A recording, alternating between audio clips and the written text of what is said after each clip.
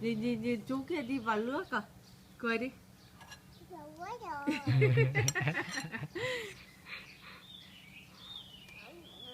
Rách rồi, mẹ chân rách rồi. Rách đâu?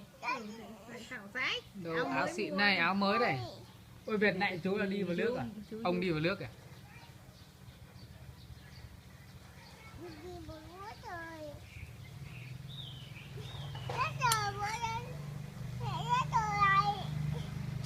Chị đi vào nước thôi, chị đi vào nước thôi. Con quay cái gì nè. Đấy, chị đi. Anh thấy, anh thấy. Anh chứ không phải là chị.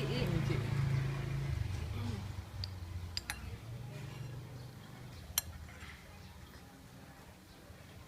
Đấy. Mẹ rách rồi, mẹ ơi rách rồi. Rách thì ăn xong rồi mẹ cởi ra.